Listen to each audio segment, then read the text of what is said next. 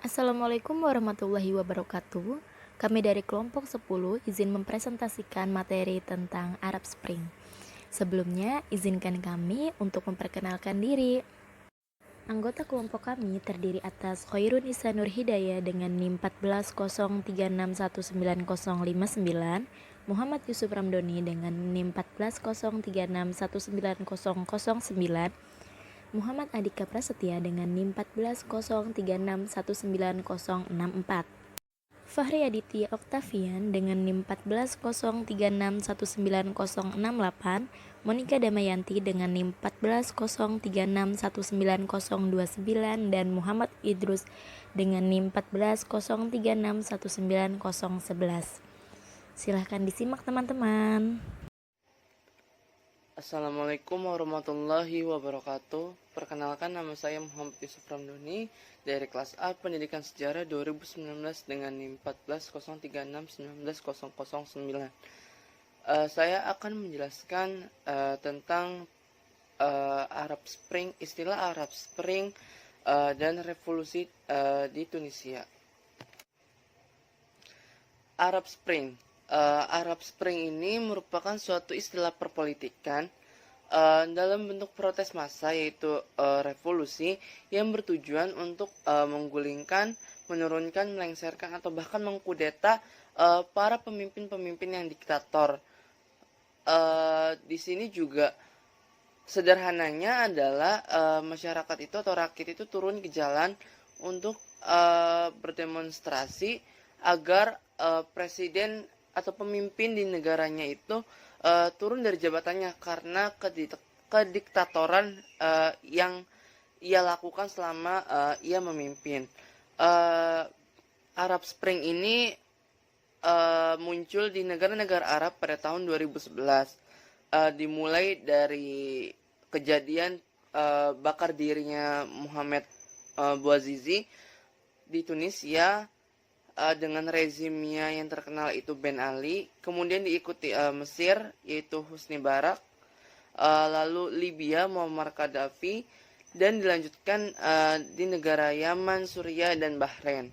Rakyat Arab ini menyebut bahwa peristiwa Arab Spring ini dengan sebutan Al-Saurat Al-Arabiyah, yaitu revolusi yang mengubah tatanan masyarakat dan bangsa ideal setelah sekian lama tenggelam dalam kediktatoran seorang pemimpin di sebuah rezim, di mana pemimpin tersebut mengekang kebebasan hak berpendapat rakyatnya yang ia pimpin.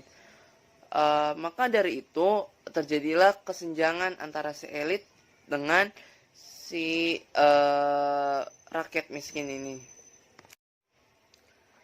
Dalam Arab Spring yang terjadi di Timur Tengah ini, motor penggeraknya adalah para pemuda yang berpendidikan yang terjadi di negaranya masing-masing yang dilanda isu revolusi. Mereka berpendapat bahwa kekuasaan otoriter ini sudah tidak layak, sudah tidak pantas untuk diterapkan di negaranya mereka.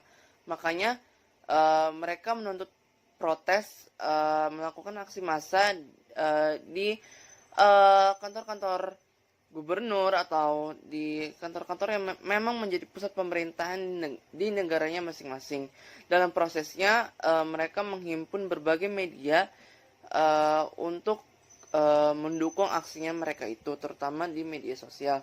Nah, maka dari itu Arab Spring ini sebenarnya menjadi suatu harapan besar bagi masyarakat, khususnya dunia Arab sendiri, untuk lepas dari belenggu rezim yang sangat-sangat diktator, yang sangat-sangat otoriter, agar menjadi sebuah negara yang demokrasi. Mereka itu ingin negara itu dilandasi dengan demokrasi gitu. Baik, selanjutnya saya akan menjelaskan tentang faktor-faktor penyebab Arab Spring. Yang pertama itu, sebagian besar negara-negara Arab itu dikuasai oleh pemimpin yang diktator. Yang saya sudah bilang tadi, di Tunisia dengan Ben Ali, di Mesir dengan Husni Mubarak, dan lain sebagainya. Semua negara-negara Arab itu yang terkena Arab Spring ini semuanya di bawah kekuasaan para pemimpin yang diktator. Yang kedua itu sebagian besar negara-negara Arab memiliki rezim politik dengan satu partai. Yang ketiga itu banyak terjadi kasus-kasus pelanggaran HAM, dan yang paling menjadi sorotan ialah rakyat ini tidak boleh berpendapat, terutama di bidang politik ya. Jadi terjadi pengekangan hak-hak rakyat untuk berbicara, untuk berpendapat, menuangkan aspirasinya kepada pemerintah. Jadi hal itu dilarang. Dan yang keempat itu terjadinya krisis ekonomi dan pengangguran melanda di sebagian negara-negara Arab. Selanjutnya saya akan menjelaskan tentang revolusi Tunisia, diawali dengan seputar negara Republik Tunisia. Tunisia merupakan negara Arab Muslim di kawasan Afrika Utara, tepatnya di pesisir Laut Tengah. Tunisia memiliki ibu kota bernama Tunis. Tunisia ini mayoritasnya beragama Islam, dengan bentuk pemerintahnya republik. Kepala pemerintahannya itu adalah Perdana Menteri dan kepala negaranya ialah seorang presiden. Tunisia ini berbatasan dengan negara Aljazair di sebelah barat, dengan Libya di sebelah selatan dan timur, dan di barat daya itu ada Niger. Nah, Republik Tunisia ini memiliki luas wilayah sekitar 163.610 km persegi dengan jumlah penduduk kira-kira 10,75 juta jiwa dan angka kepadatan penduduknya 61 jiwa per kilometer persegi. Republik Tunisia ini mayoritasnya beragama Islam, tapi masih ada yang non-Muslim juga. Dan Tunisia ini memiliki sumber daya alam yang utama berupa biji besi, fosfat, seng, minyak, dan timah. Selanjutnya saya akan menjelaskan proses terjadinya revolusi di Tunisia. Jadi pada awalnya, pada tanggal 17 Desember 2010, ada seorang pemuda berusia 26 tahun yang bernama Mohamed Bouazizi atau yang dikenal dengan Bouazizi. Dia ini merupakan seorang pedagang buah dan sayur-sayuran di Sidi Bouzid. Dia ini berangkat dari rumah pada saat itu untuk seperti biasa melakukan pekerjaannya, yaitu seorang pedagang buah dan sayur-sayuran. Sebenarnya Bouazizi ini merupakan seorang lulusan sarjana, tapi karena lantaran faktor ekonomi dan lain sebagainya yang membuat dia tidak bisa bekerja atau mendapatkan pekerjaan yang lebih baik lagi. Nah, dia ini nantinya melakukan pembakaran diri di depan kantor istana gubernur Sidi Bouzid. Nah, menurut ibunya Bouazizi ini, aksi anaknya ini bukanlah merupakan suatu faktor ideologi atau politik, melainkan pure hasil dari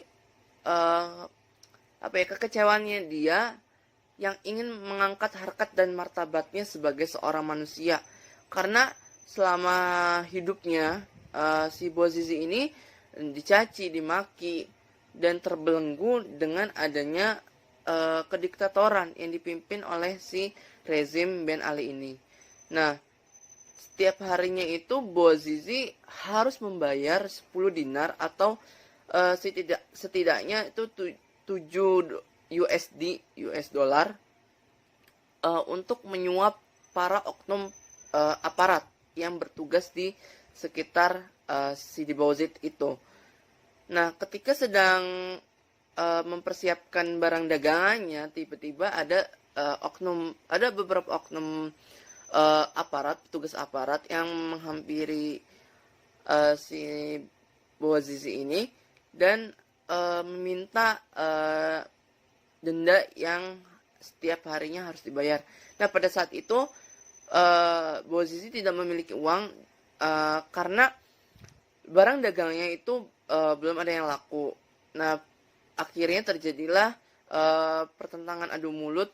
Bahkan si Bouazizi ini dicaci, dimaki, wajahnya diludahi oleh para aparat tersebut.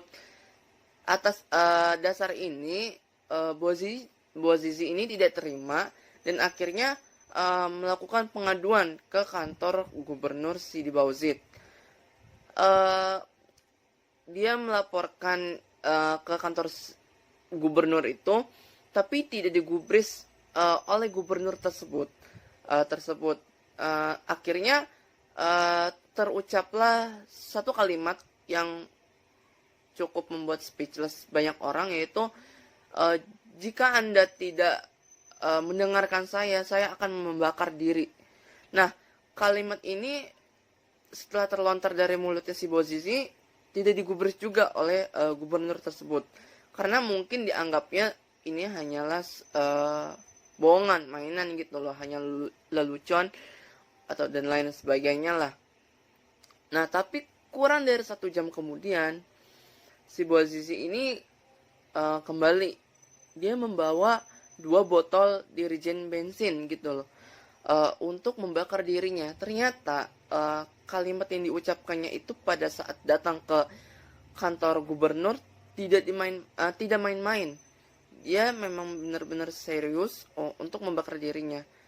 Nah, ketika dia datang membawa botol bensinnya itu, akhirnya dia membakar dirinya. Dan aksinya ini mengundang perhatian dari masyarakat luas. Akhirnya dia dilarikan ke rumah sakit. Di rumah sakit pertama akhirnya dipindahkan ke rumah sakit di Ben Arous, dekat Tunis, ibu kotanya Tunisia. Dan sehari setelah kejadian tersebut, masyarakat berbondong-bondong untuk melakukan protes dengan membawa massa yang sangat banyak ke kantor gubernur Sidi Bouzid itu. Para oknum petugas aparat pun sampai kewalahan dengan banyaknya massa yang datang ke kantor tersebut. Nah, untuk meredam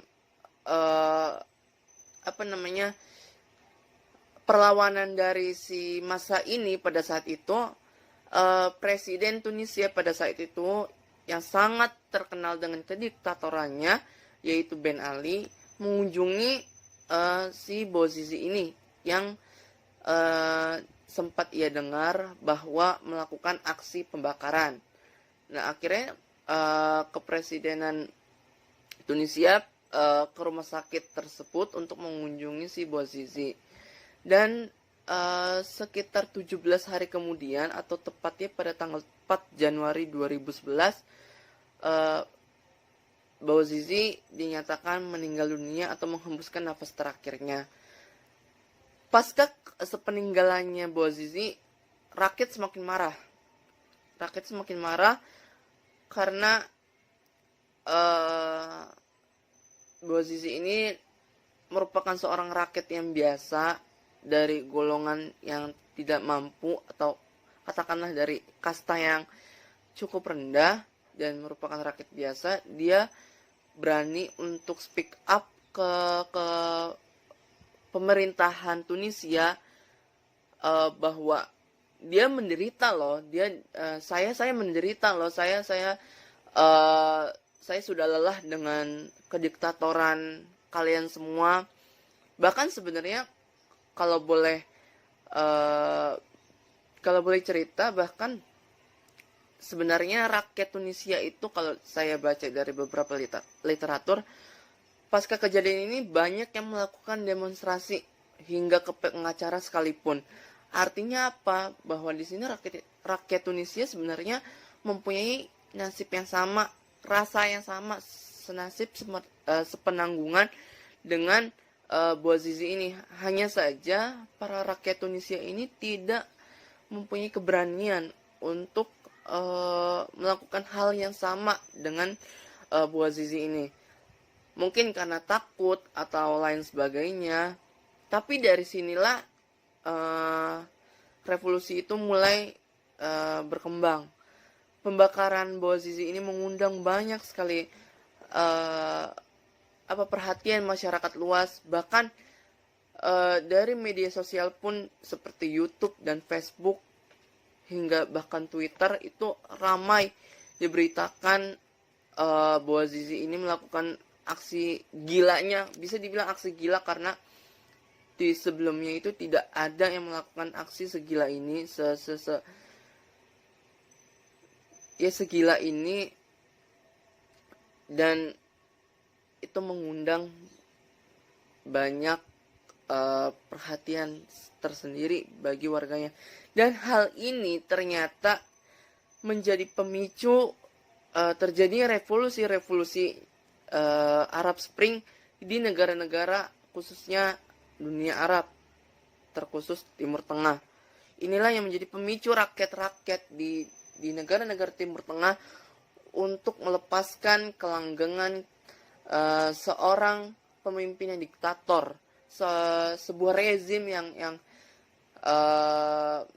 otoriter, agar masyarakat dunia Arab tuh mau melepaskan kediktatoran seorang pemimpin yang sangat bengis, yang sangat sudah keterlaluan terhadap apa yang sudah ia pimpin di negaranya masing-masing.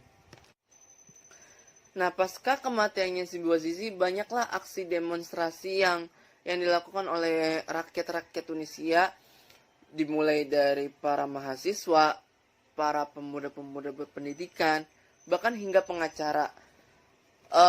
Letaknya itu di ibu kota, di istana dekat ibu kota Tunis, di kota Dala dan di kota Tala dan lain sebagainya. Dari aksi demonstrasi ini, Ben Ali ini menyatakan bahwa negaranya darurat, negaranya itu mengalami kedaruratan, sehingga untuk meredam semakin banyaknya massa yang akan berdemonstrasi.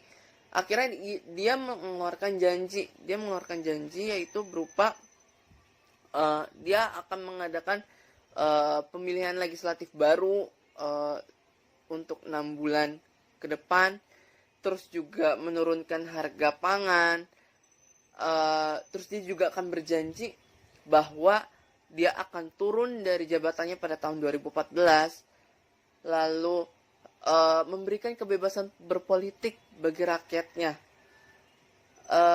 dan juga mengurangi tingkat pengangguran, karena pada saat itu Tunisia itu biaya hidupnya sangat tinggi dan banyak pengangguran.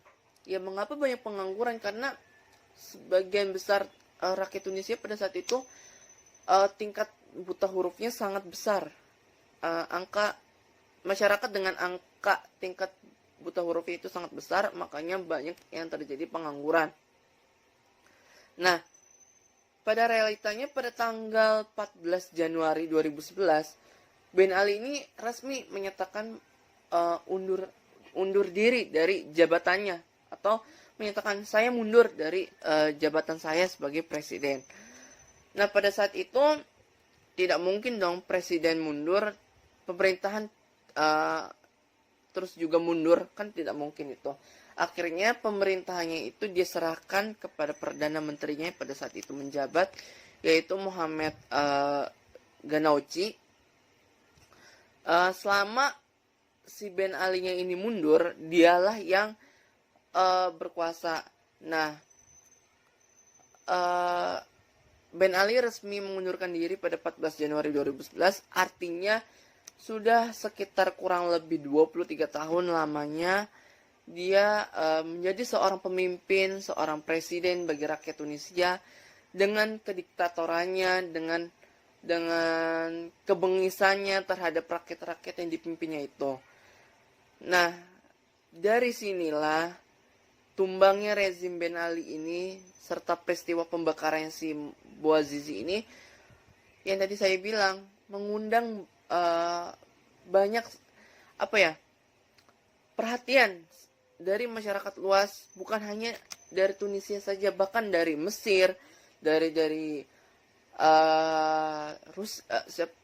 Suriah, Libya, Yaman, Bahrain dan lain sebagainya, khususnya dunia Arab dan Timur Tengah. Inilah yang menjadi titik awal pergolakan Arab Spring dimulai. Tumbangnya rezim Ben Ali, runtuhnya rezim diktator yang sangat bengis ini ternyata menjadi kekhawatiran tersendiri bagi semua pemimpin diktator di negara-negara Arab. Dan nyatanya mereka mereka itu khawatir bahwa ini akan menjadi pemicu bagi negara-negara Arab lainnya untuk melakukan aksi yang sama eh, seperti yang dilakukan oleh Bouazizi dan nyatanya memang realitanya benar gitu bahwa peristiwa pembakaran si Bouazizi ini menjadi inspirasi, menjadi titik tolak terjadinya revolusi Arab Spring di negara-negara Arab, khususnya Timur Tengah. Dan ternyata dari buku yang saya baca bahwa semasa pemerintahnya Ben Ali, selain uh, apa ya kebengisannya, dicacinya rakyat, ternyata ada satu kebijakan yang dibuat oleh Ben Ali ini terhadap kaum Hawa, yaitu warga Tunisia, warga muslimah Tunisia itu dilarang untuk menggunakan hijabnya atau menggunakan kerudungnya di tempat-tempat umum seperti layaknya sekolah, universitas, atau tempat-tempat umum lainnya. Ia juga terkenal dengan rezim yang korup dan represif. Bagaimana tidak korup? Rezimnya kaya, tapi rakyatnya miskin. Pada saat itu istrinya Ben Ali ini sangat dalam tanda kutip itu maruk atau haus akan harta. Makanya pada saat itu rezimnya Ben Ali itu terkenal dengan korupsinya. Dan bagaimana kondisi Tunisia pada saat setelah tumbangnya rezim diktator ini? Pasca tumbangnya rezim Ben Ali, kaum Hawa di Tunisia bebas menggunakan kerudung dalam setiap aktivitasnya dimanapun ia berada. Pemerintah transisi Tunisia yang dipimpin oleh si Ghanouchi ini mengumumkan beberapa aturan yang akan diubah, termasuk memperbolehkan wanita muslim di Tunisia itu menggunakan hijabnya. Karena pada masa pemerintahannya Ben Ali, ternyata foto KTP untuk wanita muslimah itu tidak tidak boleh mempergunakan hijab atau kerudung. Harus terlihat wajah, rambut, dan matanya. Maka dari itu konsekuensinya selama pemerintahannya Ben Ali berlangsung, wanita muslimah di Tunisia itu tidak boleh menggunakan hijabnya, atau ya bisa dikatakan tidak bisa berekspresi untuk menaati aturan-aturan Islam, khususnya bagi warga muslimah di Tunisia tersebut. Untuk negara-negara lainnya akan dijelaskan oleh teman saya. Sekian dari saya penjelasan yang saya dapat sampaikan, kurang lebihnya mohon maaf. Terima kasih.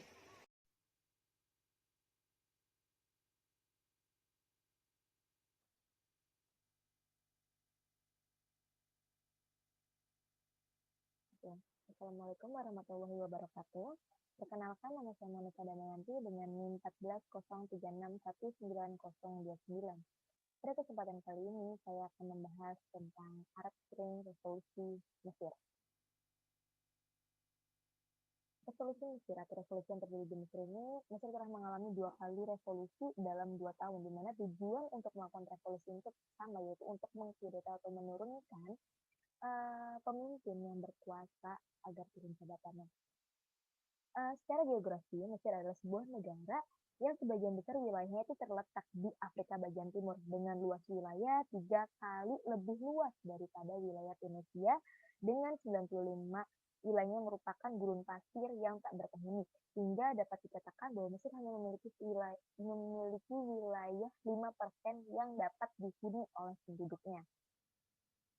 Pecahnya revolusi yang terjadi di Mesir ini tidak terlepas dari revolusi yang terjadi di Tunisia, di mana ketika terjadi revolusi di Tunisia, Presiden Mesir Husni Mubarak itu tidak merasa khawatir dan cemas akan terjadi hal yang sama di Mesir. Dia tidak memperkirakan bahwasannya akan terjadi revolusi juga di Mesir. Namun ternyata apa yang tidak diperkirakan itu ternyata beneran terjadi. Rakyat yang ternyata sudah lelah dan jenuh dengan kekuasaannya selama 30 tahun disertai dengan berbagai uh, kisruhan politik, sosial, dan ekonomi yang dirasa perlu untuk melakukan revolusi dan akhirnya rakyat pun bergerak untuk melakukan revolusi dan menuntut agar si Husni Mubarak itu mampu untuk turun dari jabatannya. Alasan terjadinya revolusi Mesir itu apa sih? Nah, terdapat 5 alasan yang mengapa menyebabkan terjadinya revolusi Mesir. Yang pertama adanya pelanggaran HAM yang tinggi. Hal ini dapat kita lihat dari adanya aksi demonstrasi yang menuntut uh, kenaikan upah. Nah, kenaikan upah atau gaji mereka. Namun aksi demonstrasi ini malah uh, para demonstrasi ini malah diperlakukan tidak baik atau dapat dikatakan diperlakukan kasar oleh para aparat-aparat petugas keamanannya. Lalu yang kedua, kurangnya toleransi terhadap kaum minoritas. Hal ini dapat kita lihat dari adanya peristiwa pembakaran gereja pada tahun 2011. Pembakaran gereja tersebut itu tidak mendapatkan respon dari pemerintah. Lalu ada juga pada tahun baru terjadi pembakaran gereja dua Kudus di Alexandria di mana peristiwa ini gereja ini tuh menjadi sasaran teroris. Nah, ini juga tidak dihiraukan atau tidak mendapatkan respon dari pemerintah. Lalu yang selanjutnya adalah sistem kekuasaan yang dibangun oleh Husni Mubarak. Sistem kekuasaan yang dibangun oleh Husni Mubarak selama 30 tahun itu dirasa dirasa tidak semuanya baik. Maksudnya Husni Mubarak yang diktator yang tidak ingin mendapatkan kritikan dari rakyatnya. Terus habis itu ketika Husni Mubarak kembali dipilih pada pemilu 2005, rakyat itu merasa curiga dan merasa kalau misalkan merasa kalau adanya kecurangan dalam pemilu ini. Lalu ketika si Husni Mubarak ini mulai terpilih lagi untuk yang kelima kalinya pada tahun 2005 untuk mensiasati kecurigaan rakyat ini, maka Husni Mubarak ini mencalonkan anaknya untuk menjadi pemimpin negara di tahun 2011 mendatang. Hal ini justru menambah amarah di dalam diri rakyat dan ingin melawan revolusi. Lalu selanjutnya adalah kemenangan Partai Demokratik Nasional. Lalu ada salah kelola dalam krisis yang tidak memberikan tempat bagi golongan muda dan kelas menengah baru. Di mana dalam hal ini tuh dirasa politik itu tidak kedudukan posisi politik itu tidak mampu diikuti oleh seluruh golongan masyarakat, hanya golongan-golongan tertentu yang bisa duduk di bangku politik. Maka dari itu perlu dilakukan revolusi. Nah, revolusi Mesir yang 2011 ini dipelopori oleh Ikhwanul Muslim, di mana salah satu tuntutan gerakan ini adalah turunnya Husni Mubarak yang dianggap terlalu moderat, yang sangat menekankan liberalisme dan toleransi politik, namun kebijakannya justru menekan Islam. Nah, tuntutan demonstrasi ini adalah pembentukan pemerintahan baru, pilihan rakyat, pembubaran parlemen, dan penjadwalan ulang pemilu, pengunduran diri Husni Mubarak karena dia sudah memimpin 30 tahun dan dirasa rakyat juga sudah mulai bosan dengan kepemimpinannya. Lalu ada pengunduran diri, tuntutan akan pengunduran diri kabinet yang dipimpin oleh Ahmad Muhammad Mahmud Nazif. Nah, setiap kekisruhan dan kisruhan yang terjadi selama revolusi Mesir 2011 ini membuat situasi Mesir itu rasa tidak aman dan kacau. Hal ini tuh membuat para pemimpin dan aparat-aparat negara itu merasa udah mulai kehilangan akal mereka dan akhirnya mereka tuh memerintahkan kepada aparat keamanan untuk memperlakukan para demonstran ini tuh layaknya seperti musuh-musuh dalam peperangan. Mereka seperti seolah-olah sedang berperang dengan uh, musuh-musuh mereka. Nah, para aparat-aparat keamanan ini menggunakan persenjataan lengkap dengan baju besi mereka, lalu melakukan tindakan kekerasan terhadap para demonstran-demonstran ini. Nah, kekerasan yang dilakukan oleh para aparat keamanan ini justru bukannya menenangkan para demonstran, justru itu menimbulkan amarah yang berkelanjutan dan aksi yang berkelanjutan terus-menerus, ditambah lagi dengan berjatuhnya para korban, justru itu menimbulkan rasa amarah lebih dalam lagi kepada pemerintahan dari rakyat. Oke. Aksi protes tersebut berlanjut dan adanya desakan dari luar yang menyebabkan akhirnya si Husni Mubarak itu mau turun dari jabatannya. Kronologi turunnya rezim Husni Mubarak itu pertama pada 14 Januari 2011, Presiden Tunisia lari dari Arab menyusul berontak, bentrokan dan demonstrasi dan aparat selama berhari-hari yang kemudian menewaskan puluhan orang. Pada 25 Januari 2011, rakyat Mesir menuntut Husni Mubarak turun, namun Husni di sini belum mau untuk turun dan berencana untuk merombak setiap sistem pemerintahannya. Lalu pada tanggal 26 Januari 2011, bentrokan antara demonstrasi dan aparat itu terjadi karena demonstrasi itu tidak mau menyetujui apa yang dikemukakan oleh Husni kalau dia mau merombak sistem pemerintahannya dan menggantikan dengan yang lebih baik. Rakyat di situ sudah tidak percaya lagi dan rakyat masih ingin menuntut agar si Husni Mubarak ini tetap turun akan jabatannya sehingga nantinya terjadi bentrokan antara demonstran dengan aparatnya. Lalu pada tanggal 27 Januari 2011, Muhammad Al-Baradel bergabung dengan para demonstran. Muhammad Al-Baradel itu merupakan seorang pengkritik akan rezim Husni Mubarak ini. Nah, pada tanggal 29 Januari 2011, Husni menolak mundur dan akan melakukan pemberontakan terhadap akan melakukan perombakan terhadap kabinetnya. Namun rakyat di sini tidak setuju dan menginginkan beliau untuk secepatnya turun. Pada 3 Februari 2011, sejumlah tembakan dilepaskan kepada demonstran yang berada di Kairo dan ini tuh menimbulkan berbagai korban. Lalu pada 10 Februari 2011, militer mengeluarkan indikasi dan akan melakukan kudeta dan menyingkirkan Husni. Pada 11 Februari 2011, akhirnya karena berbagai tuntutan yang menuntut dia mau turun, harus turun, maka Husni akhirnya turun jabatan. Nah, setelah Husni turun jabatan ini, ternyata muncullah 5 kekuatan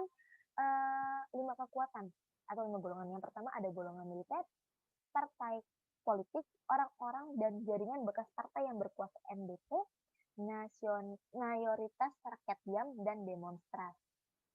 Nah, untuk revolusi Mesir yang kedua itu terjadi pada 2013.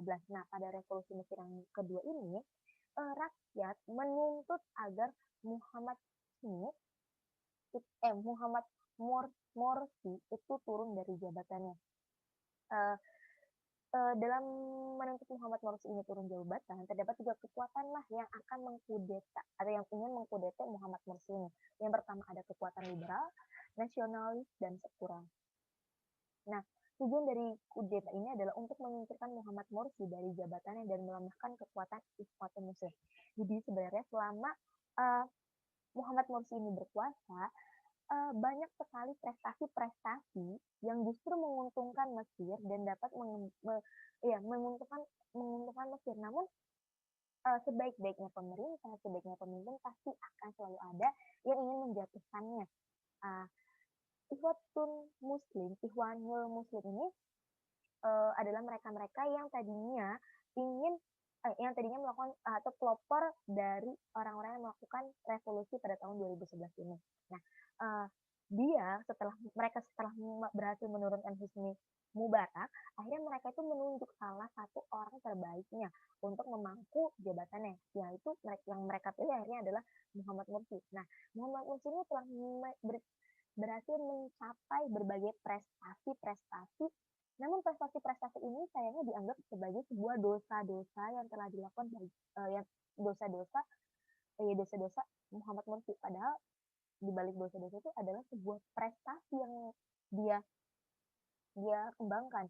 Nah, dosa-dosa ini tuh dianggap oleh orang-orang Barat. Nah, revolusi Mesir yang kedua ini didalangi atau dalangnya adalah Amerika Serikat. Kenapa sih Amerika Serikat yang mendalangi terjadinya peristiwa revolusi Mesir yang kedua ini? Karena Amerika Serikat itu menginginkan agar dia atau negara mereka lah yang menjadi negara terkuat di dunia dan tidak boleh ada yang menyaingi. Nah, ketika Muhammad Mursi ini memegang jabatan, Mesir itu dianggap sebagai negara yang kuat dan mulai maju dari keterpurukannya. Dia mulai maju dan menciptakan berbagai prestasi-prestasi. Dan di sini ada Ikhwanul Muslim yang kemudian tumbuh kuat di Mesir ini sehingga Amerika akan mengeluarkan berbagai hal berusaha untuk mendorong rakyatnya yang tidak setuju membujuk rakyat yang tidak setuju dengan Husni Mubarak itu untuk mengkudeta mengkudeta Muhammad Mursi mengkudeta Muhammad Mursi ini seperti itu. Sekian yang dapat saya sampaikan, kurang lebihnya mohon maaf. Akan dilanjutkan oleh rekan saya.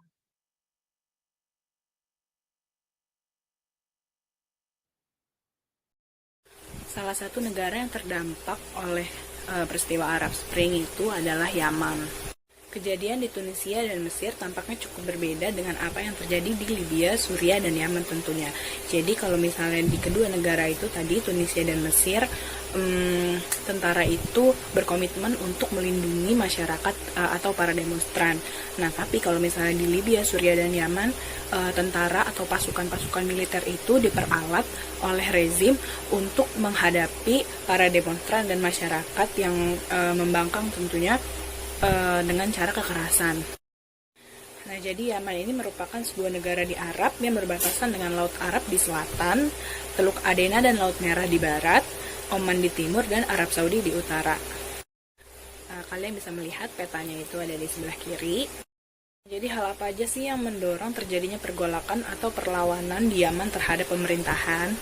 Yang pertama, pemimpin Ali Abdullah Saleh telah lama berkuasa dan ingin berkuasa sampai akhir hayat. Nah, diketahui nih di sini masa pemimpinan si Ali Abdullah Saleh ini kurang lebih sekitar 30 tahun lamanya. Nah, dia itu mengumumkan kekuasaannya akan berlangsung lebih lama lagi. Nah, ini tuh menuai protes dari masyarakat karena beberapa tindakan-tindakan si Ali Abdullah Saleh ini yang dinilai melanggar hak-hak asasi manusia.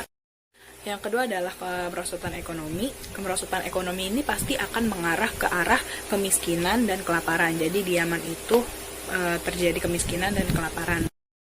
Yang ketiga ada pengekangan hak berpolitik.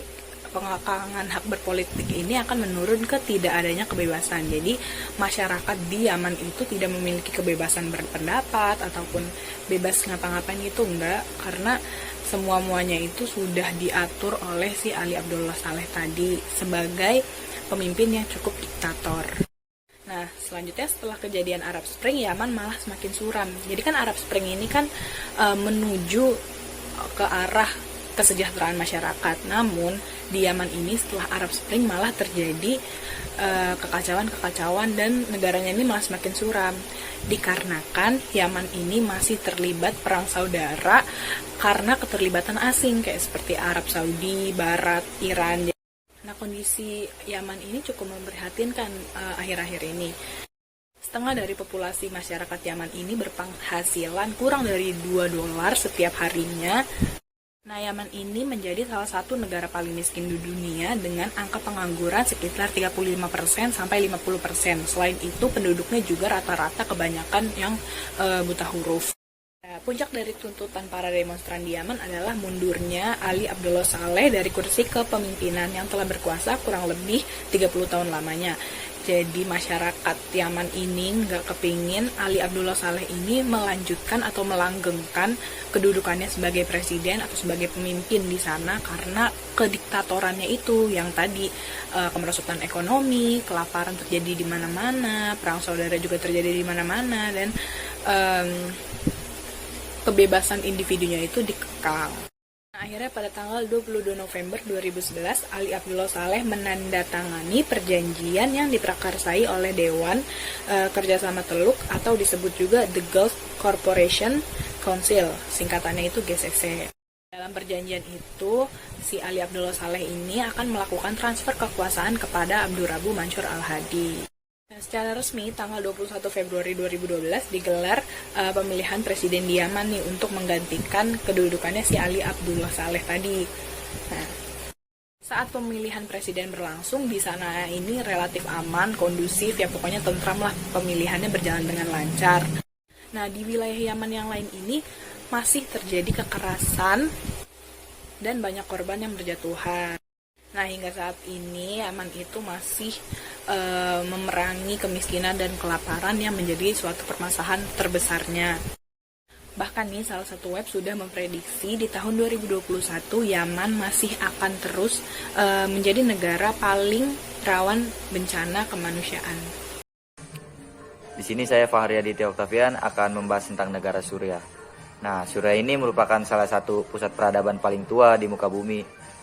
Penggalian oleh para arkeolog itu pada tahun 1975, tepatnya di kota Ebla, bagian utara Suriah, menunjukkan bahwa ada sebuah kerajaan, yaitu Kerajaan Semit, yang sempat berdiri dan menyebar dari Laut Merah ke Turki dan Mesopotamia pada 2500 sampai 2400 sebelum Masehi.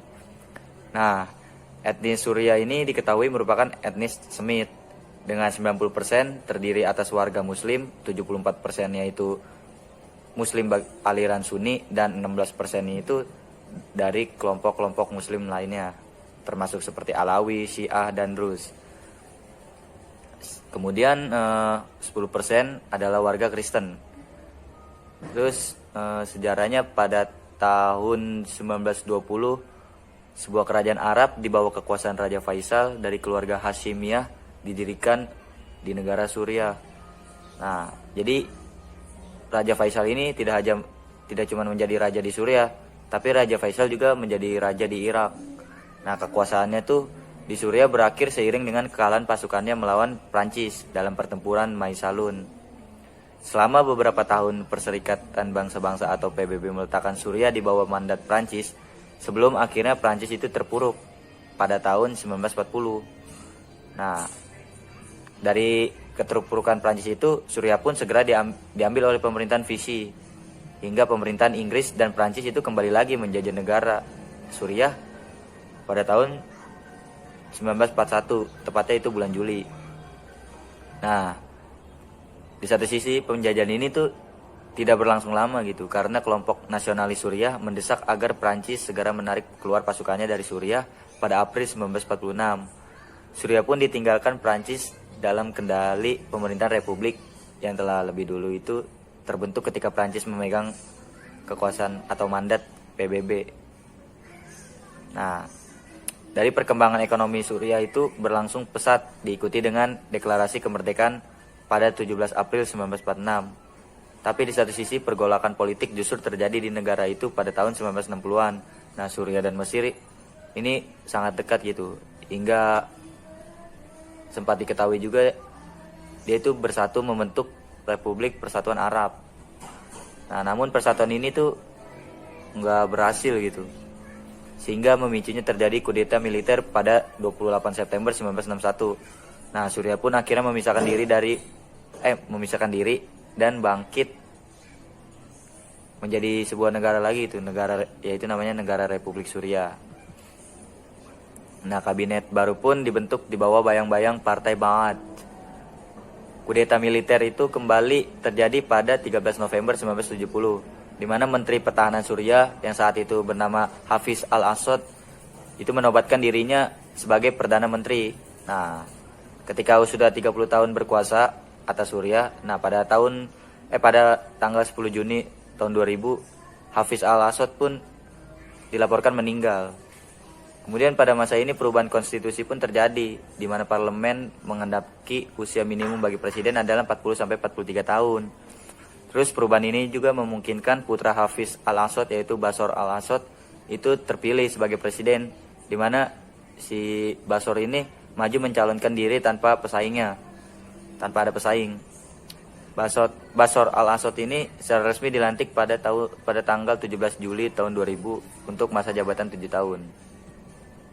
Kemudian fisiografi dari negara Suriah.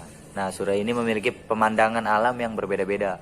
Di Di bagian barat tanahnya subur dan curah hujan melebihi 350 mm per tahun. Terus di bagian utara itu mencakup sebagian besar daerah stepa atau fertile crescent yang membentang dari Laut Tengah sampai ke Mesopotamia. Di bagian tengah dan tenggara itu terdapat gurun Suriah, merupakan sebagian dari gurun Arab. Nah, di bagian barat Suriah itu mirip dengan di Lebanon. Terus di bagian timur yaitu pegunungan Jabal Al-Anshariyah, gurun dan stepa Suriah itu sangat monoton itu. Terus juga dipotong oleh beberapa pegunungan yang rendah.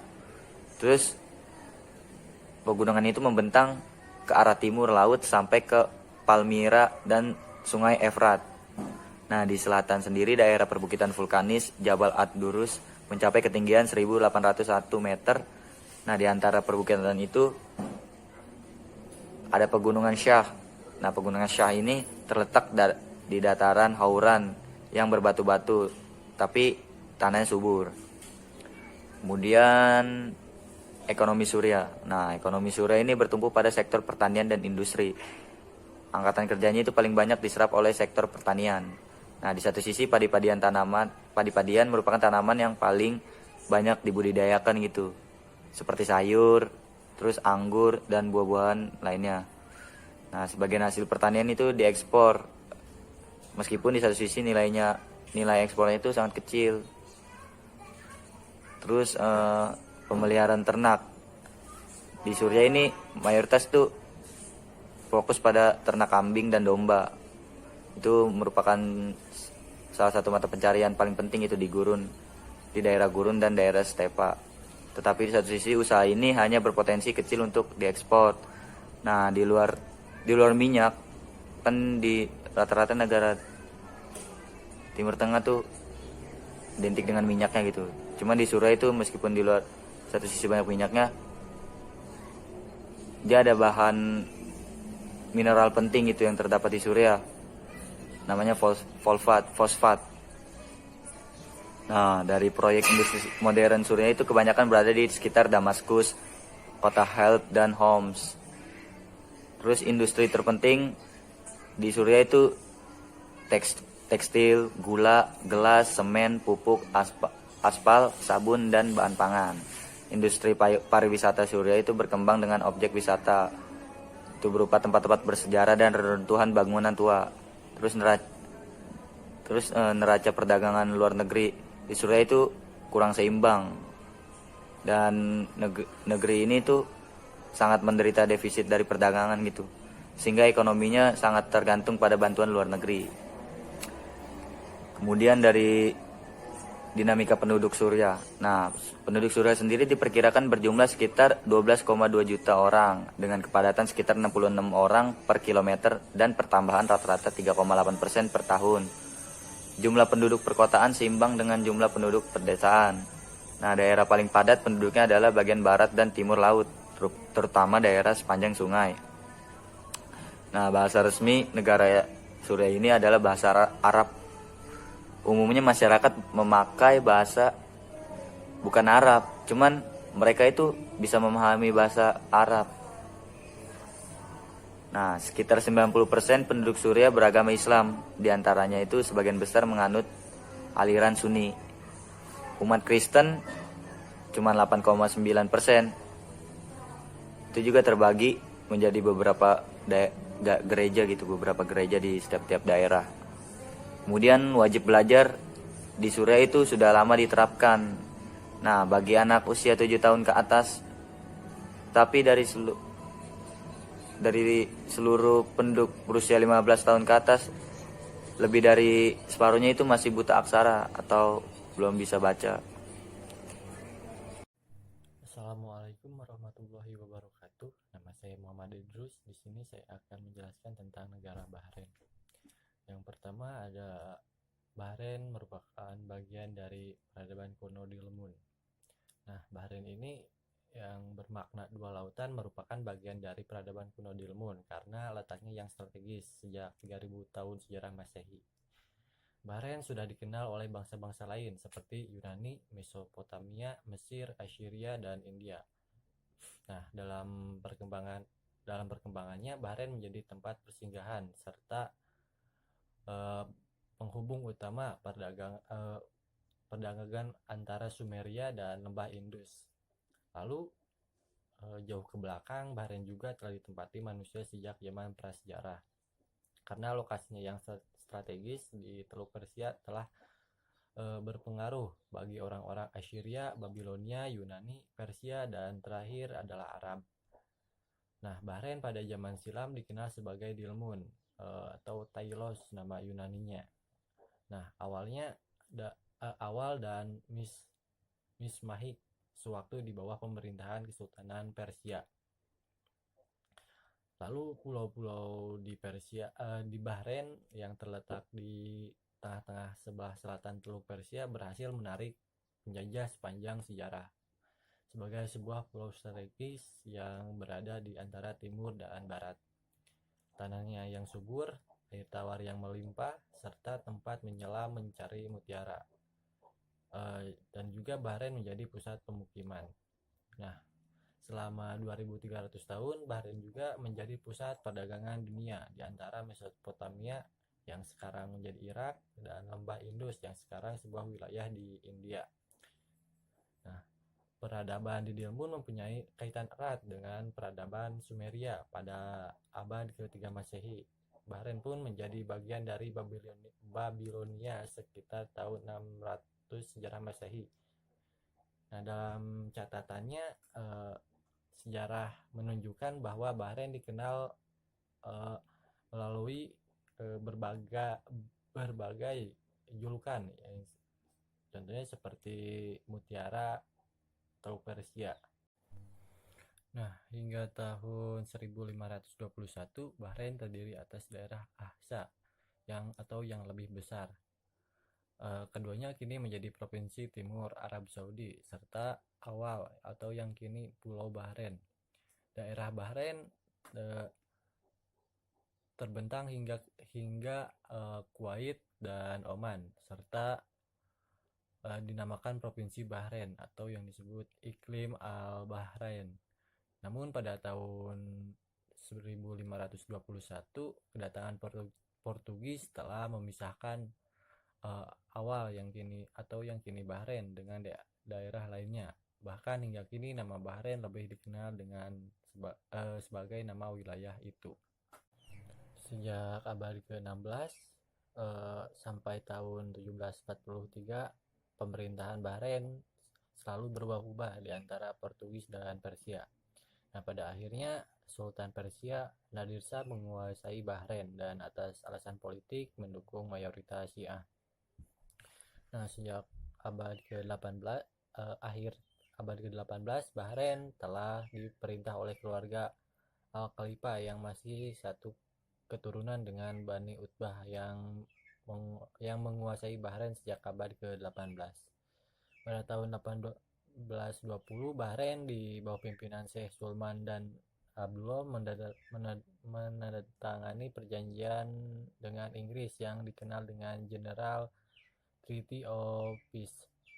Perjanjian ini menyebutkan bahwa penguasa Bahrain tidak dibenarkan mengatur teritorial kecuali dengan Inggris dan tidak diperbolehkan memiliki hubungan dengan pemerintah asing manapun tanpa izin Inggris. Nah, sementara itu Inggris berjanji akan melindungi Bahrain dari segala agresor. Nah, yang selanjutnya adalah penemuan minyak. Minyak ini ditemukan pada tahun 1931.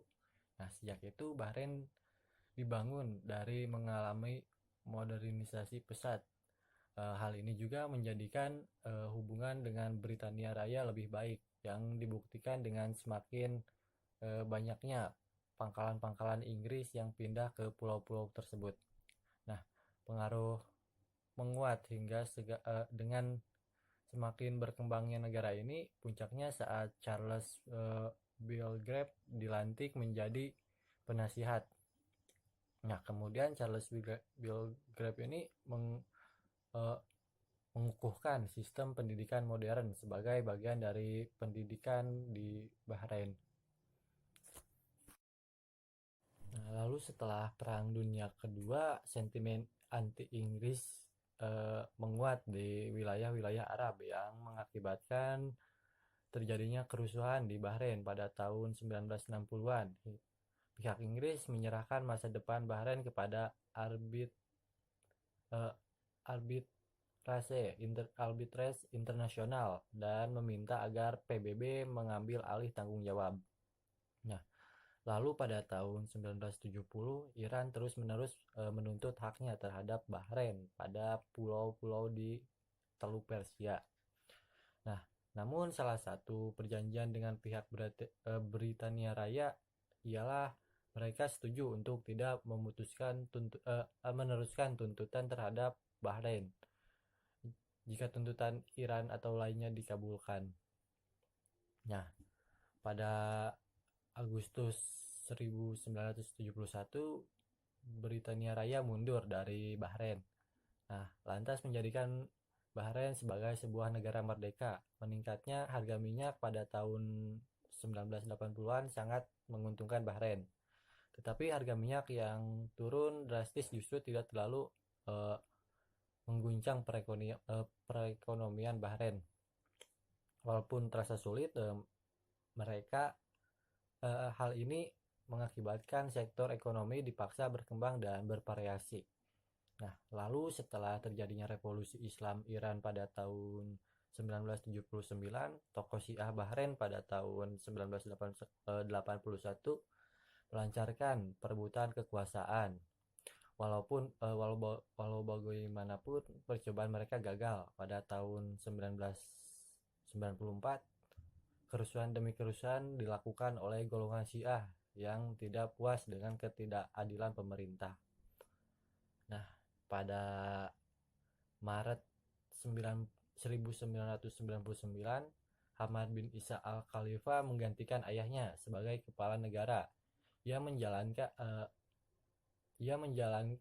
menjalankan sebagai perubahan seperti memberi hak pilih kepada kaum wanita dan membebaskan semua tahanan politik. Nah, Bahrain hingga hari ini pun termasuk anggota Liga Arab. Yang selanjutnya ada sistem politik di Bahrain. Nah, Bahrain ini ialah sebuah negara yang menjalankan sistem monarki konstitusional yang dikepalai oleh raja, yaitu Syekh Hamad bin Isa al-Khalifa. Kepala pemerintahan saat ini ialah Perdana Menteri Syekh Khalifa bin Salman al-Khalifa yang mengepalai anggota kabinet sebanyak 15 orang. Nah, lalu Bahrain juga mengamalkan sistem dewi perundangan, yaitu Dewan Perwakilan dan Majelis Syura yang dipilih oleh raja. Nah, dari kedua dewan ini mempunyai anggota sebanyak 40 orang. Nah, untuk pemilihan umumnya diadakan pada tahun 2002 dengan anggota parlemen bertugas selama 4 tahun satu periode. Nah, selanjutnya ada hak politik kaum wanita di Bahrain. Nah, hak politik kaum wanita ini di Bahrain ini mendapatkan satu kemajuan saat wanita diberi hak untuk memilih dan bertanding dalam pemilu nasional.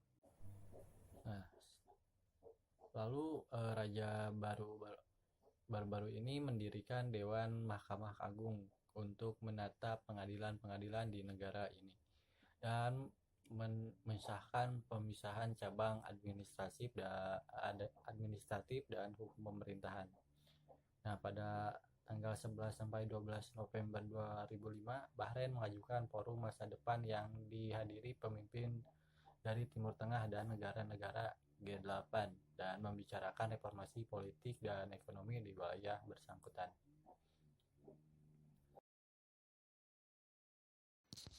Yang selanjutnya ada demonstrasi Bahrain pada tahun 2011. Protes ini menjadi salah satu dari rangkaian protes di sejumlah negara Arab di kawasan Timur Tengah dan Afrika Utara pada tahun 2010 sampai 2011. Protes rakyat Bahrain ini awalnya bertujuan untuk mencapai kemerdekaan politik yang lebih besar serta kesetaraan bagi penduduk penganut mazhab Syiah. Lalu kemudian berkembang menjadi seruan untuk mengakhiri sistem monarki di Bahrain. Setelah terjadinya serangan malam yang memakan korban jiwa pada tanggal 17 Februari terhadap para demonstran di Monumen Mutiara, kota Al-Manamah, para pemrotes ini telah berkemah selama berhari-hari di sekitaran Monumen Mutiara, lokasi yang berfungsi sebagai titik pusat aksi protes di sana. Lalu setelah sebulan, pemerintah meminta bantuan pasukan militer dan polisi dari Dewan Kerjasama untuk negara Arab di Teluk yang tiba pada tanggal 14 Maret sehari kemudian. Lalu Raja Bahrain memberlakukan darurat militer dan menyatakan keadaan darurat negara selama 3 bulan. Nah, sehari kemudian pasukan keamanan melakukan tindakan kekerasan terhadap para pemrotes di alun-alun Mutiara sehingga memicu kecaman internasional. Nah, Bahrain ini menjadi negara berikutnya yang terkena imbas gelombang demokratisasi di Tunisia yang berakhir dengan kejatuhan Presiden bin Ali. Mesir pun menyusul dengan kejatuhan Husni Mubarak dan beberapa negara juga sedang bergejolak setelah Tunisia seperti Yaman, Aljazair, Yordania, dan Iran. Lalu alasan Syiah menjadi pihak oposisi di Bahrain ini adalah golongan ini tidak mau lagi berada di bawah kekuasaan golongan Sunni dan mereka memperjuangkan untuk mendapatkan mayoritas parlemen. Nah, Dr. Husain adalah anggota partai politik Syiah Al-Wifaq. Nah, golongan Syiah di Bahrain ini memiliki 17 kursi di parlemen. Dan ini menunjukkan bahwa Syiah di Bahrain menjadi kekuatan politik yang signifikan. Sehingga Syiah di Bahrain memainkan peranan politik yang penting, khususnya dalam menentukan berbagai kebijakan di negeri Teluk yang kaya akan minyak ini. Nah, lalu bagi Syiah menjadi mayoritas di negara Teluk memang tidaklah mudah. Tetapi dalam beberapa tahun terakhir, sesudah adanya perubahan politik di Lebanon, Irak, dan beberapa negara Teluk lainnya, Syiah semakin menggeliat dan posisinya sangat strategis.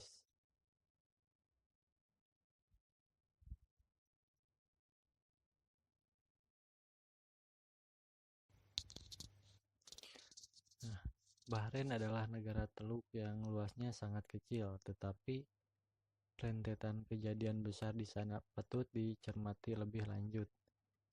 Eksistensi kaum Syiah telah memainkan peran yang sangat berbahaya di kawasan ini. Kaum Syiah di Bahrain ini ikut memberi andil terhadap gerakan sporadis serta anarkis yang berujung kepada tuntutan untuk menghapus sistem monarki yang berlaku dengan model pemerintahan Iran. Semuanya berasal dari asumsi bahwa kaum Syiah di Bahrain adalah mayoritas yang secara politis digunakan sebagai dalam tanda kutip jualan untuk memperebutkan tahta kekuasaan di negara tersebut. Yang selanjutnya, penyebab Arab Saudi takut terhadap revolusi Bahrain. Sebuah artikel di Surat Kabar Lebanon yang menyinggung tentang ketakutan dan kekhawatiran Arab Saudi terhadap revolusi Bahrain menuliskan bahwa Arab Saudi mencoba menentang dan menghadapi revolusi Bahrain karena mereka takut musim dingin semi Arab akan merembet ke negara mereka. Nah, dalam surat kabar itu, eh, dalam surat kabar Lebanon yang bernama Ash-Shafir dan sebuah artikelnya dengan tajuk Arab Saudi takut terhadap revolusi Bahrain menjelaskan bahwa saat sejarah hakiki revolusi Arab tertulis, sama sekali tidak penting untuk hanya melihat akhirnya saja, melainkan lebih penting untuk merujuk dan memperhatikan titik mula dari revolusi Arab tersebut.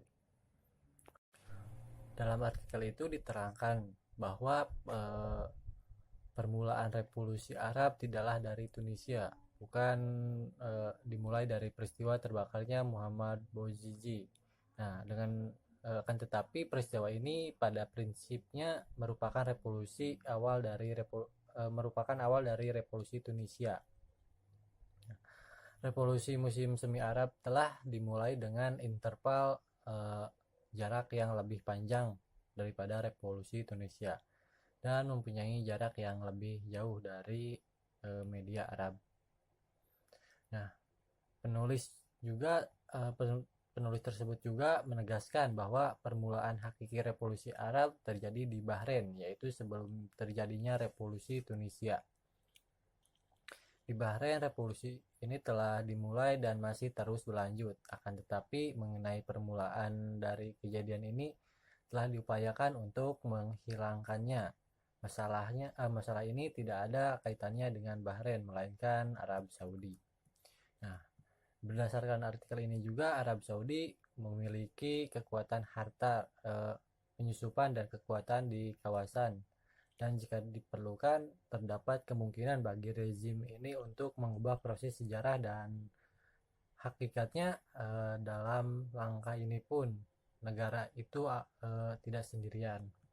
Nah, oleh sebab itu di balik itu ada media-media Arab, bahkan media besar Barat, serta jaringan media seperti media Amerika Serikat yang mempunyai banyak pengaruh di dunia. Nah, tulisan tersebut juga menambahkan bahwa tampaknya Arab Saudi mampu menyembunyikan revolusi Bahrain, bukan tanah Bahrain. Revolusi Bahrain menampakkan kemampuannya dengan melanjutkan tindakannya untuk menakut-nakuti Arab Saudi dan menunjukkan tingkat kekuatan rejim ini terhadap revolusi kecil Bahrain. Dan revolusi Bahrain merupakan satu-satunya revolusi yang mendesak, menekan, dan kontinu. Nah, di dalam artikel itu juga dijelaskan bahwa tujuan Arab Saudi menyembunyikan revolusi Bahrain dan menentangnya adalah kekhawatiran dan ketakutan mereka atas merembetnya angin revolusi ini ke negara itu, dan dengan alasan inilah Saudi Arabia berupaya menggunakan segala sarana materi dan non materi untuk menggagalkan revolusi ini. Nah, selain itu surat kabar Ash-Shafir juga menegaskan bahwa rencana mencaplok Bahrain yang rencananya dinyatakan dalam bentuk persatuan dua negara di Riyadh yang ditunggu oleh semuanya ternyata tidak terwujud, dan pernyataan persatuan Bahrain dan Arab Saudi ditunda untuk waktu yang lain. Nah, bahkan ada perbedaan-perbedaan di antara kedua negara tersebut, dan perbedaan ini bukan hanya pada keluasan geografis, melainkan keterkaitan dengan tingkat dan karakteristik politik masing-masing. Yang selanjutnya, peran Amerika Serikat dan Arab Saudi dalam revolusi Bahrain. Nah, meski terjadi peningkatan penumpasan dengan cara kekerasan terhadap para demonstran damai Bahrain oleh pemerintah Manama, namun kebangkitan rakyat di negara itu semakin berkobar. Kondisi tersebut telah menyulitkan pemerintah rejim Al-Khalifa. Nah, di sini ada Ali Al-Farij, yaitu Ketua Asosiasi Penuntut Kemerdekaan Bahrain, dan menyinggung tentang langkah-langkah brutal rejim Manama terhadap para pengunjuk rasa pengunjuk rasa. Nah, dan dia pun berkata rejim Al-Khalifa dengan berbagai cara berupaya memadamkan revolusi rakyat, namun upayanya itu gagal. Nah, lalu Ali Al-Farid juga menambahkan setelah kegagalan rejim Al-Khalifa dalam mengontrol revolusi rakyat, mengontrol revolusi Bahrain, rejim tersebut meminta kekuatan pasukan agresor Arab Saudi. Nah, kemudian mereka melakukan langkah-langkah agresif seperti menyiksa warga sipil, merusak masjid, menyerang tempat-tempat suci, dan memenjarakan tokoh-tokoh politik. Nah, selain Ali Al-Faiz, ada Muhammad Marjuk.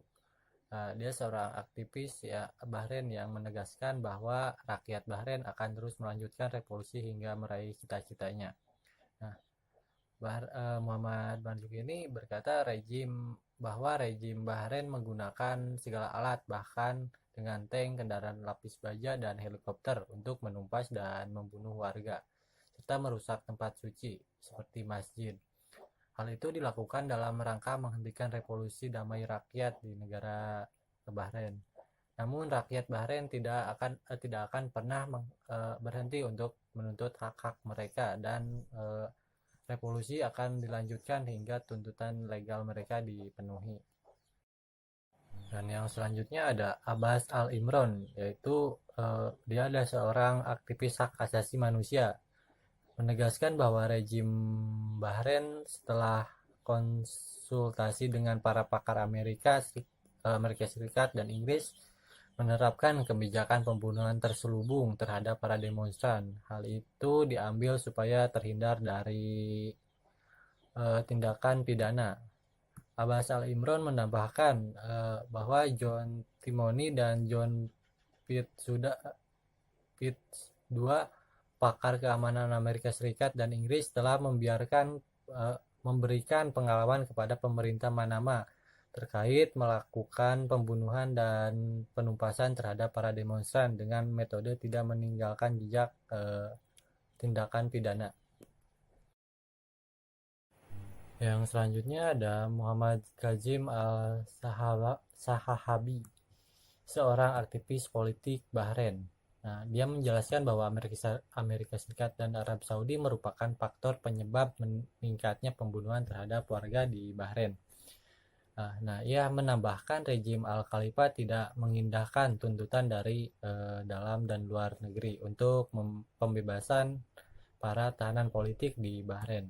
Nah, rejim ini juga tidak akan pernah menyetujui pembebasan Abdul Hadi Al-Khawaja, seorang aktivis Bahrain, sebab rejim tersebut menyadari bahwa pembebasan terhadap Abdul Hadi akan memperkuat gerakan revolusi.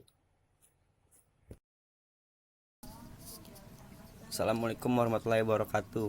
Nama saya Andika Prasetya. Di sini saya akan menjelaskan negara Libya. Libya adalah negara yang terkena imbas Arab Spring di Timur Tengah. Seperti Mesir dan Tunisia, arus revolusi juga berhembus kencang di Libya yang menggulingkan rezim Muammar Gaddafi.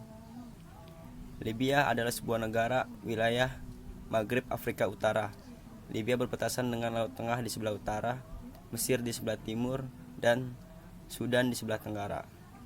Nama Libya berasal dari bahasa Mesir lebu, meyakini sebutan bagi orang-orang Berber yang tinggal di sebelah barat Sungai Nil, yang diadopsi oleh bahasa Yunani sebagai Libya. Secara historis, awalnya Libya adalah sebuah kerajaan yang didirikan pada 24 Desember 1951 yang dipimpin pemerintahnya oleh Raja Idris I, hingga akhirnya pada tahun 1969 Muammar Gaddafi mengkudeta Raja Idris I dengan kudeta militer. Muammar Abu Minyar al-Gaddafi, biasa dikenal Muammar Gaddafi, ia adalah penguasa autokratis de facto Libya sejak tahun 1969 sampai 2011 setelah merebut kekuasaan dalam kudeta militer. Kekuasaan yang hampir 42 tahun telah menempatkan Muammar Gaddafi menjadi penguasa terlama sebagai pemimpin non-kerajaan keempat sejak tahun 1900 dan terlama sebagai pemimpin penguasa Arab. Pada masa kejayaan tahun 1969, Muammar Gaddafi pertama-tama menetapkan cara mengatasi warisan ketidakadilan ekonomi yang waktu itu sangat didominasi oleh pihak asing. Sejak tahun 1972, rezim Muammar Gaddafi melarang partai politik, media, massa nasional pun dibelenggu agar tidak menyesatkan. Muammar Gaddafi menerbitkan buku panduan ideologi bagi pejabat dan rakyat Libya yang menyebutnya sebagai Kitab Hijau. Sikap anti baratnya kental, ia menjadi pelopor gerakan anti-imperialisme dan Zionisme. Pada dekade 70-an hingga 90-an, Libya bahkan menjadi kawah pelatihan bagi kelompok radikal. Muammar Gaddafi menggagas pendirian Federasi Republik-Republik Arab yang meliputi Libya, Mesir, dan Suriah, akan tetapi gagal. Gagasan itu berlawanan dengan tabiatnya yang suka berkelahi dengan tetangga. Pada tahun 2003, Muammar Gaddafi melucuti semua senjata penghancur massa milik Libya. Sejak saat itu hubungan Libya membaik. Namun pada tahun 2006 Amerika Serikat mengumumkan Libya tak lagi masuk daftar negara. Pada akhirnya kepemimpinan tahun 2011, ia kehilangan kendali pasukan loyalisnya berperang di lokasi yang terbatas. Ia dituntut oleh pengadilan internasional yang telah mengeluarkan surat perintah penangkapan atas kejahatan terhadap kemanusiaan. Akhirnya miliaran asetnya pun telah dibukukan di seluruh dunia. Pada Oktober 2011, Muammar Gaddafi ditangkap. Pembantaian di penjara Abu Salim pada tahun 1996. Ribuan orang tewas, sedangkan yang lainnya dipenjara, baik akibat penyiksaan ataupun pembunuhan massal terhadap tahanan secara sengaja. Kerjasama dengan Amerika dan Inggris dalam pembantaian dan penyiksaan terhadap tokoh-tokoh pihak oposisi Figures. Dan yang ketiga ada eksekusi di depan umum atas penduduk sipil pada tahun 1980-an. Misalnya nih, Omar Ali, Debub, guru dan mahasiswa yang ikut dalam demonstrasi pada tahun 1976 dihukum digantung di depan gedung Uni Sosialis di Benghazi di depan masyarakat umum. Pembunuhan yang dilakukan di luar negeri. Yang terakhir, Muhammad Mustafa Ramadan, yaitu contohnya Muhammad Mustafa Ramadan, reporter radio, karena menjadi anggota Hizbut Tahrir pada tahun 1980 dibunuh di luar masjid setelah sholat Jumat di London, Inggris. Aksi unjuk rasa terjadi di Libya pada Maret 2011. Aksi demonstrasi ini menuntut pemimpin Libya Muammar Gaddafi turun dari jabatannya yang telah dipimpin selama 42 tahun. Hingga akhirnya Libya yang dibawa kuasa Muammar Gaddafi secara resmi dikenal sebagai Jamahiriyah Arab Libya oleh PBB. Pada tahun 2011 itu banyak aksi-aksi besar yang akhirnya yang dibilang sejarah itu adalah Libya bergejolak. Unjuk rasa ini di berbagai kota Libya seperti Tripoli, Tazora, Zawiya, Jintan, dan berbagai kota lainnya yang ada di Libya. Unjuk rasa ini telah memakan korban jiwa sebanyak 165 orang, termasuk anak-anak juga. Yang terakhir, runtuhnya diktator tagut yang kejam dan bengis, Muammar Gaddafi akhirnya tewas mengenaskan di tempat kelahirannya, Sirte, pada Kamis 20 Oktober 2011.